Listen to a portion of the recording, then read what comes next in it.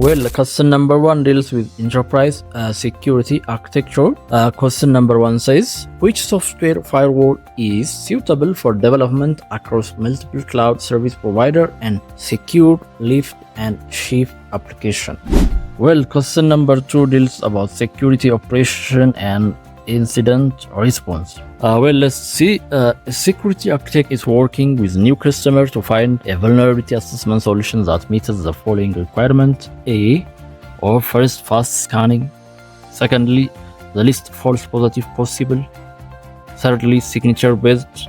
Fourthly, a low impact on server when performing scan. So, in addition, the customer has several screen subnets, VLANs, and branch offices. So which one of the following will best meet the customer needs? Again, question number 3 deals with security operation and incident response. It says that a cloud security architect has been tasked with finding a solution for hardening virtual machines. The solution must meet the following requirements. First of all, data needs to be stored outside of the virtual machines. Secondly, no unauthorized modification to the virtual machines are allowed. Thirdly, if the change needs to be done, any virtual machine needs to be deployed. So, which one of the following is the best solution? Question number 5 says, a forensic investigator started the process of gathering evidence on a laptop in response to an incident. The investigator took a snapshot of hard drive and copied relevant log files and then performed memory dump. So which one of the following steps in the process should have occurred first? Welcome back everyone. Today we will be continuing our discussion on advanced security practice or Advanced Security Practitioner in Part 3 of Comptia Security Plus certification courses. Our focus will be on two major key areas that are enterprise security architecture and security operation and incident response. We have already seen Part 1 and Part 2 on Comptia Advanced Security Practitioner on RL section. Before directly diving into our discussion, let me provide you a quick overview on 591 Lab. As always, 591 Lab is the top IT training and certification exam brand in China, Hong Kong, Taiwan, and Singapore. Our mission at 591 Lab is to provide our client with exceptional exam preparation experience for certification in Cisco, Comptia, Aruba, Juniper, Palo Alto, and Fortinet exam trackers. As I mentioned earlier, we have two major topics that are under Comptia Advanced Security Practitioner, that are Enterprise Security Architecture and Security Operation and Incident Response. In our last discussion, we have already seen the enterprise security architecture, how it's well integrated in any organization, since it consists of various classes like this enterprise security architecture. This enterprise security architecture is a part in which the designing and implementing a secure network architecture is done, and also there is an integration of security solution within that enterprise architecture, and also implementing a secure system design and solution.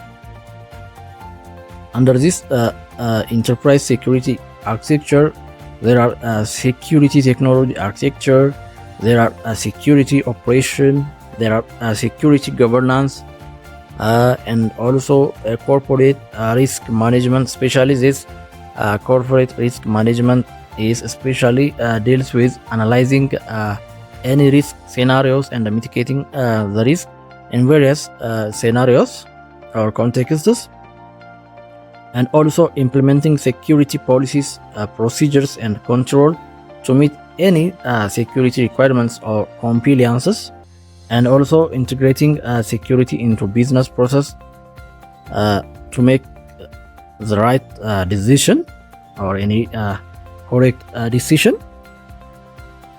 While enterprise security operation, this mainly deal with performing security assessment and audits, implementing incident response and recovery procedures, and also managing security operation and maintaining any security posture of a company. So I am discussing or mentioning this as a reference, since we have already mentioned about enterprise security architecture in part 1 and part 2. So now let's dive into some specific chosen question for today's discussion. Well, question number 1 deals with enterprise security architecture. Question number 1 says, which software firewall is suitable for development across multiple cloud service provider and secure lift and shift application? A. VM series or virtual machine series. B. Cloud Delivered Security Service or CDSS. C. CN series. D. Amazon Web Service or AWS. Or Azure Cloud NGFW or Next Generation Firewall. Out of this listed options, the most suitable power for development across multiple cloud service provider and secure lift and shift application is VM series. The correct answer should be the virtual machine series. Why? Let's see this in detail. Why virtual machine series is suitable? We have 4 major criteria. The first is multi-cloud deployment. Since this is described deployment across multiple clouds, so virtual machine series can be deployed on various cloud platforms like AWS, Azure, Google Cloud Platform or GCP and others. So it meets the criteria for multiple cloud deployment. And also lift and shift security. Virtual machine series can be used to secure applications migrated from on-premises environment to the any cloud environment. So it's enable secure lift and shift application, and also it's best for granular control. It means that it can offer extensive policy management capability for application traffic filtering and security enforcement. And also scalability can be scaled up or down based on security criteria or needs of any company. So the correct answer should be virtual machine series. While other like cloud delivered security service in series or Amazon Web Service or Azure Cloud Next Generation Firewall in some extension that could not be an answer. Let's see this in detail. For example, for B, cloud delivered security service could not be the answer because this CDSS offering typically deliver security function as a service, often managed by the cloud provider, while they might offer, of course, cloud delivered security servers might offer multi-cloud compatibility, but they can't provide the same level of what we call is that granular control and customization as a software firewall like in virtual machine series. So it could not be the best option. While CN series, this firewall are specifically designed for a container environment like Kubernetes, while they might be suitable for securing what we call is that container platform. So they wouldn't be an ideal option or choice for general lift and shift deployment across what we call is that traditional virtual machines, while Amazon Web Service or AWS also could not be the great option, because these are software-based firewall designed to be deployed on various platforms, including cloud environment. They may offer convenient within the respective of what we call that environment, but they wouldn't offer what we call that multi-cloud portability that the virtual machine series can or could provide. So the best option should be VM series.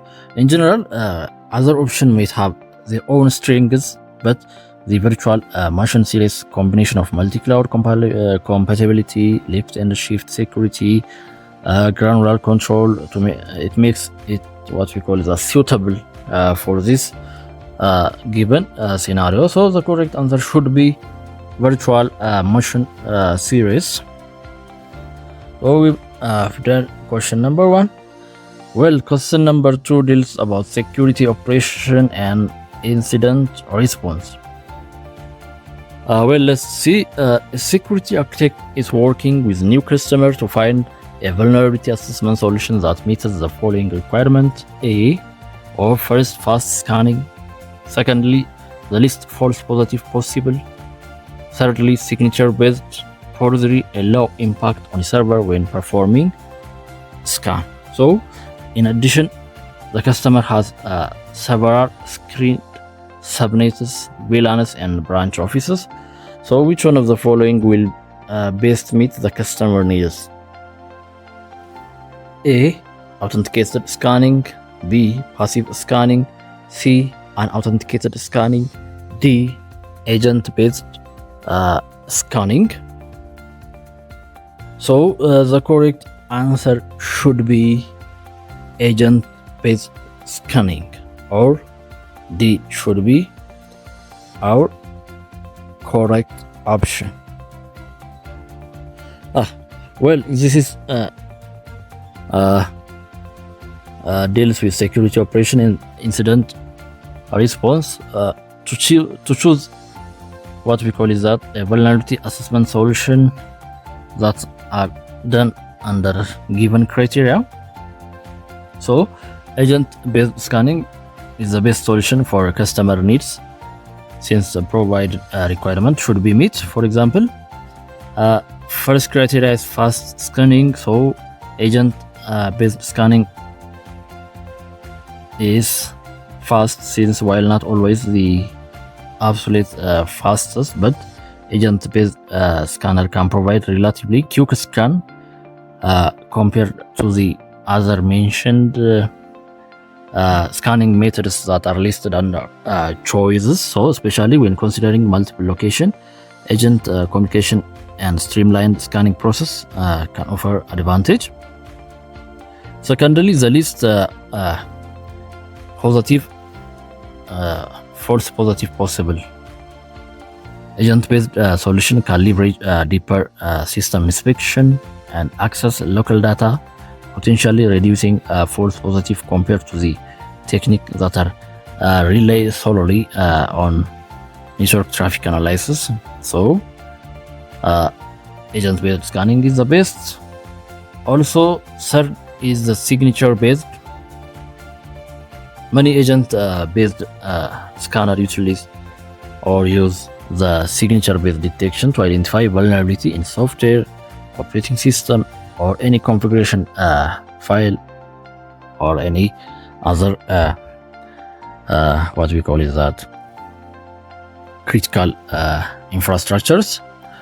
The fourth is a low impact on a server when performing scan. So modern agent-based scanner are designed to be lightweight, have minimal impact on a server while performing this scan. So agent-based scanning should be the correct answer. So we have covered all the given criteria. In general, agent-based scanning is the balance between speed, accuracy, and low impact, making it a strong choice for the customer requirement. So the ability to scan across multiple locations, that means screened subnets, VLANs, and branch offices that are mentioned under this additional requirements.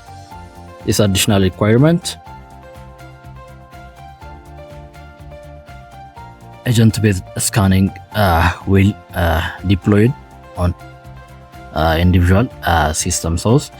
It's often what we call is that facilitate this additional requirement by giving a central management server that communicates with the agent deployed on any individual system. So it's important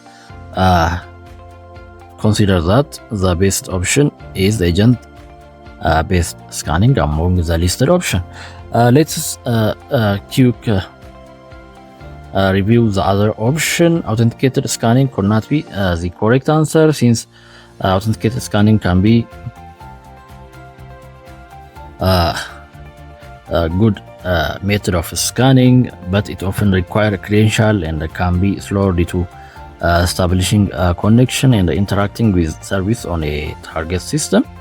So additionally, authenticated scanning may require agent deployment on some system that impacts their performance, while passive scanning could not be the correct answer because this technique monitors traffic and identifies a vulnerability, while it can be also good, but it might not be comprehensive as agent-based scanning and could miss certain vulnerabilities that require what we call is a deeper analysis or deeper inspection, while an authenticated scanning cannot be also the answer, since these are fast and low impact but often relies on network traffic analysis, may generate more false positive compared to the agent-based scanning with access to any local system data. So additionally, any unauthenticated scanning may not be able to scan all devices across the screen, subnets and VLAN, especially in the branch office, without additional network configuration. So it couldn't meet the criteria in addition that are listed to the customer. So the correct answer should be agent-based scanning D. So now we are done with the question number 2. Again, question number 3 deals with security operation and incident response.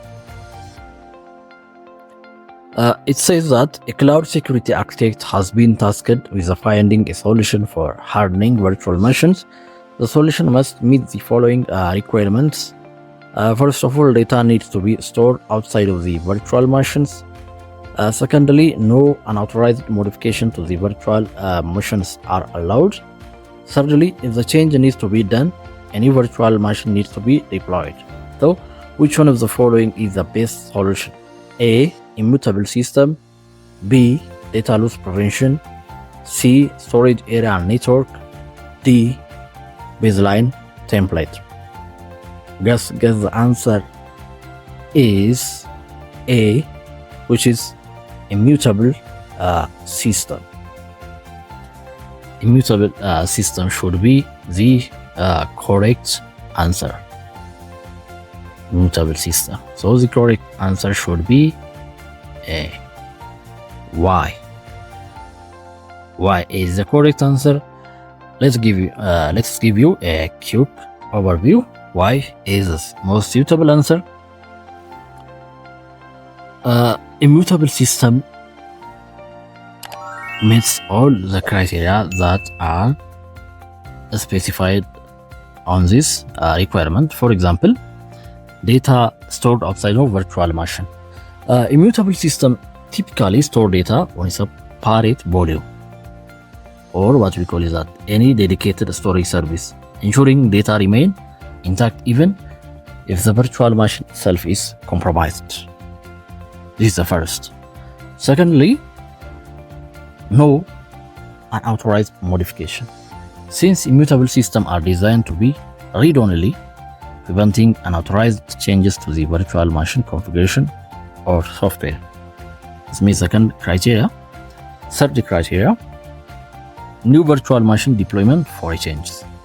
If change is required, an entirely new virtual machine image with the updated configuration or software is created. So the old virtual machine can be decommissioned or archived depending on the specific implementation. So this approach ensures a clean and verified system state at all the time or operation. So the correct answer should be immutable system, as long as it meets our criteria that are listed here.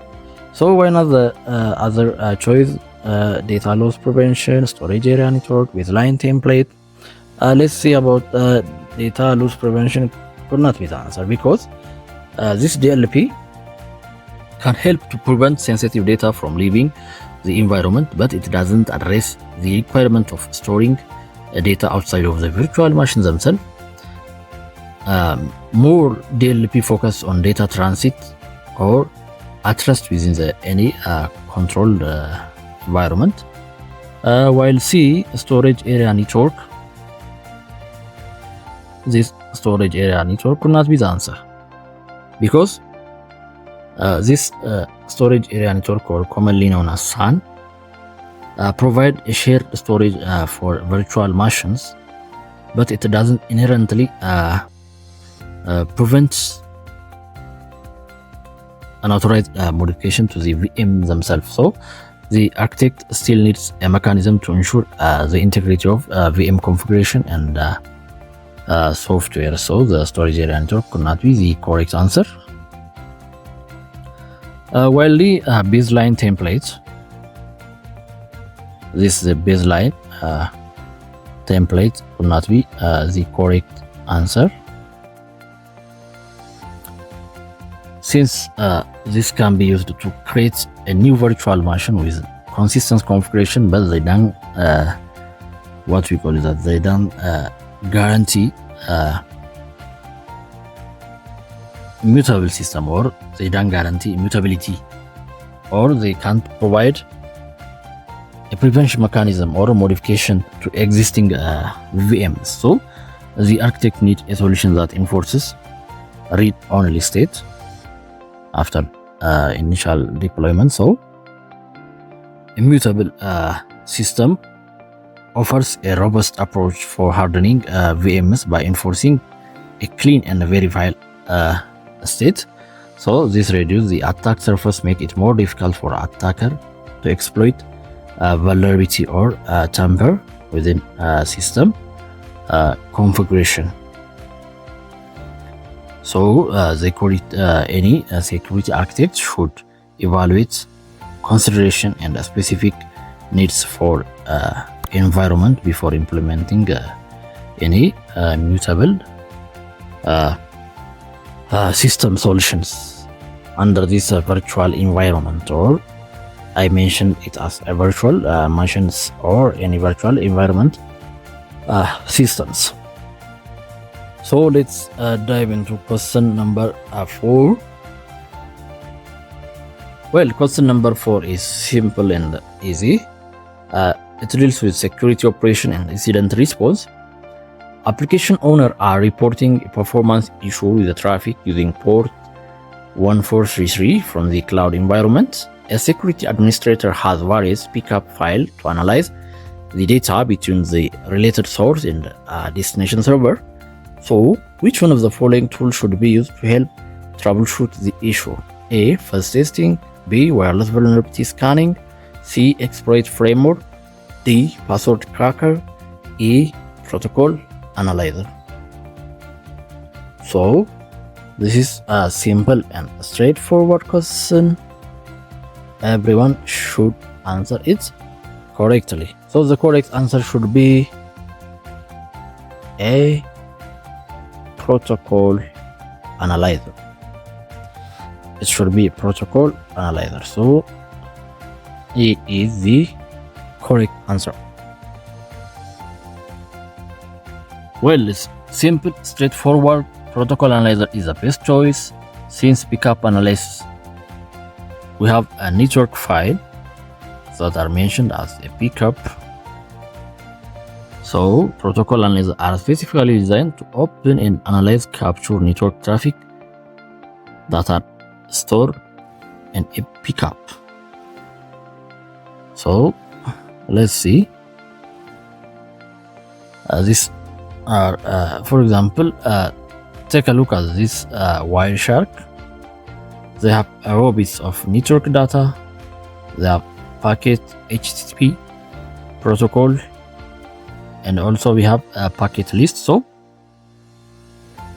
the protocol analyzer can be open and analyze capture network that are stored in pickup or packet capture format. So they allow you to examine the content of network packet, including header, payload, and the protocol list. As we can see from this, we have various protocol used like TCP and HTTP. We have seen the info, source IP, destination IP, and also other network information. And also we can see the ports that are engaged in the communication. Since port 40 or 1433 is commonly used by Microsoft SQL Server for database communication, so by focusing on traffic using this specific port, we can narrow down the analysis to the relevant communication between cloud environment and database server. So it also traffic analyzer can be also used for performance troubleshooting. By analyzing the captured traffic, protocol analyzer can help to identify potential performance bottlenecks. You can examine factors like packet size, latency. Some latency errors may be found, and also networking concepts like retransmissions to understand what might be impacting the traffic using port 1433. You can use various network traffic analyzer tool. As an example, I have mentioned a simple and open source Wireshark. There are a different kind of protocol analyzer depending on the operating system.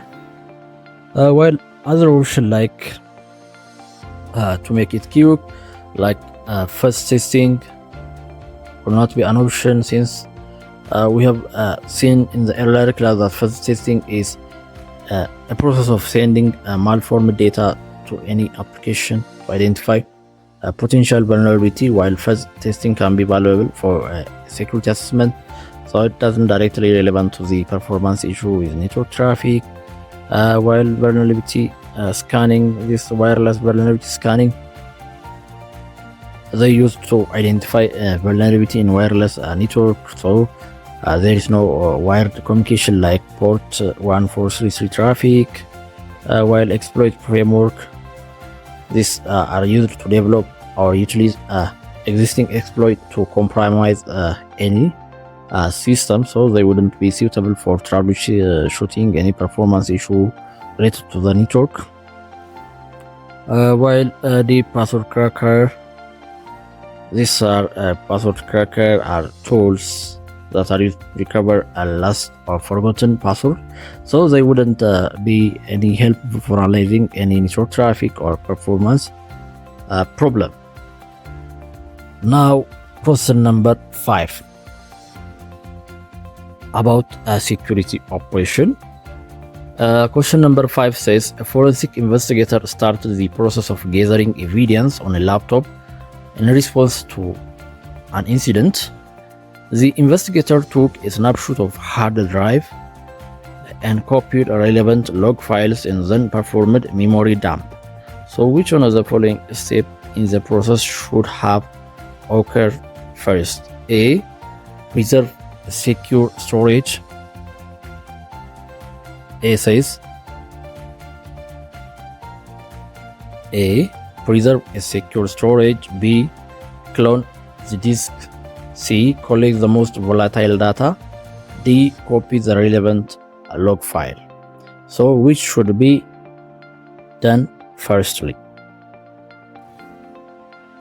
Which should be done firstly? So the correct answer should be C. That is what we call it, that collect the most volatile data. The most volatile data should be collected. C is the correct answer, because volatile data such as memory contents that reside in random access memory, commonly known to be RAM, and is lost once the computer is powered down. So it can hold valuable evidence like running process, recently accessed file, and cached information. So it should be collected first, because since it will be lost once the computer is down or power is off. So by taking memory dump first, the investigator ensured this critical evidence is captured before it disappears. So other option could be done after this, since the first option should be collect the volatile data, or memory dump should be done first. The memory dump this should be done first. Secondly, we can clone the disk, and thirdly, we can collect any non-volatile data like log files, like copy relevant log files and others. So finally, we can secure the evidence. So this should be the correct path. While initially we can't preserve the secure storage. This could not be the answer. Initially, it cannot be done, because securing the evidence is crucial, but it can be done after capturing any volatile data. Secondly, as I mentioned earlier, cloning the disk creates a forensic copy of the entire hard drive. So this is important but secondary to capturing any volatile information. While copying a relevant log file, as I mentioned earlier, this what we call is that can be helpful for evidence. Log files are always helpful for any security operation and incident response tasks, especially log analysis is the basic for any incidents that are happen, since most of the security operation systems like intrusion detection systems, SIEM, security information and event management system are more are processing log files. So it is crucial to have log file, but they are should be typically stored on hard drive and will be preserved during the cloning process. So there is no immediate risk of losing what you call is that log file. So the correct answer should be, firstly, the volatile data should be collected, then we have to clone the disk. Thirdly, collect any non-volatile data like log files, then we can secure the evidence. So the order should be appropriate. Question number 6 is about enterprise security architecture. Well, it says that a security administrator wants to detect a potential forged sender claim in the envelope of an email. Which one of the following should the security administrator implement? Select two options. A. MX record. A says MX record. B. DMARC. C. SPF. D. DNSSEC. E. S-MIME. D. TLS. These are some abbreviations that are an abbreviation, like DNSSEC means that's domain name system security extension. S-MIME means secure multiprocess internet mail extension, while TLS is transport layer security. So those are an abbreviation. So which of the two options should be used by the security administrator?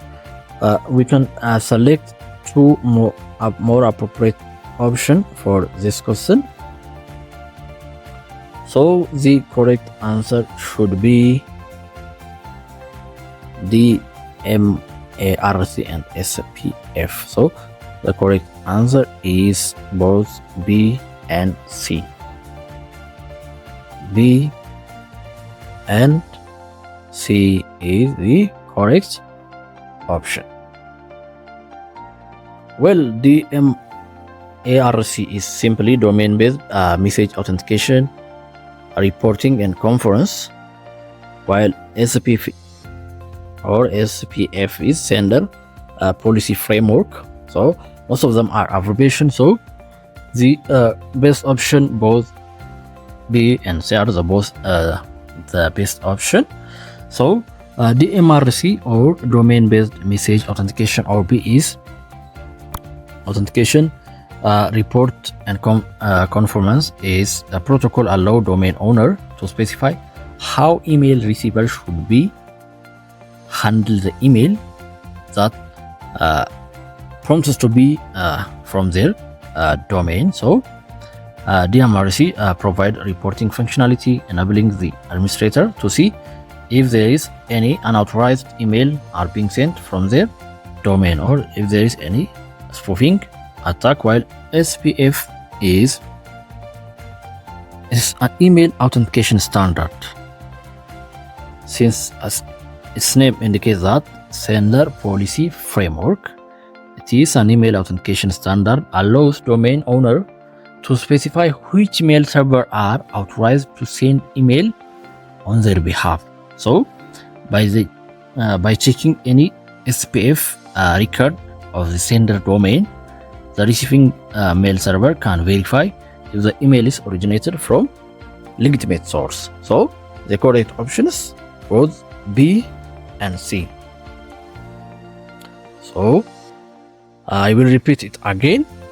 The MRC or domain-based message authentication, reporting, and conformance is protocol allow domain owner to specify how email receiver should handle email that prompts to be from their domain. So it checks or provides reporting functionality enabling the administrator to see if there is any unauthorized email that are being sent on behalf of their domain, or if there is any spoofing attack. So while SPF is, as name indicates, is a standard that checks a record of the sender domain that receiving mail server can verify if the email is originated from the legitimate source. So the correct answer is B and C. Why not A? Why not max record? Why is this not the correct option? Because a max record simply points mail server to the location where email for a domain should be delivered. So they don't provide authentication for any server. While the CSSEC, or as I mentioned already, domain name system security extension, this helps to secure the domain name system or DNS by what we call that cryptographic function, by signing any cryptographic using any cryptography technique, signing the DNS record.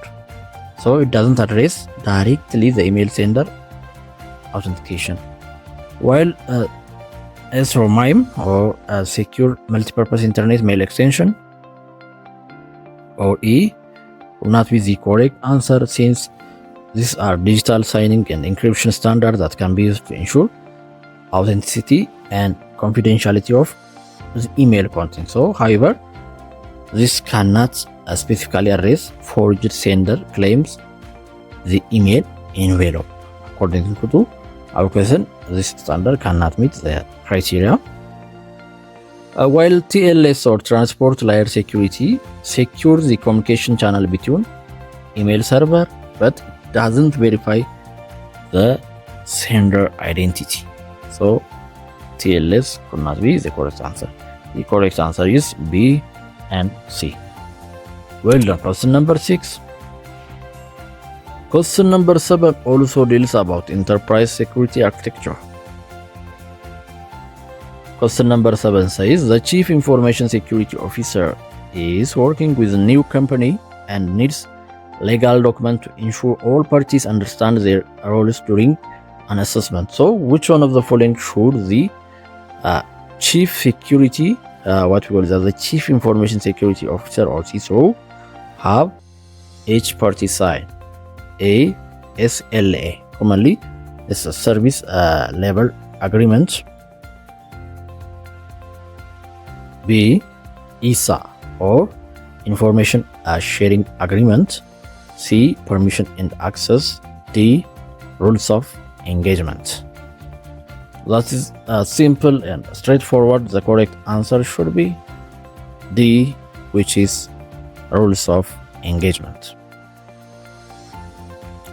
Because rule of engagement are a formal document outlining the expectation of, the limitation of, and the responsibility of all parties involved in any specific process. So in this case, in the security assessment, this ensures everyone understands their role in their assessment, what information they access, and how they should communicate throughout the process. So rule of engagement is the correct answer.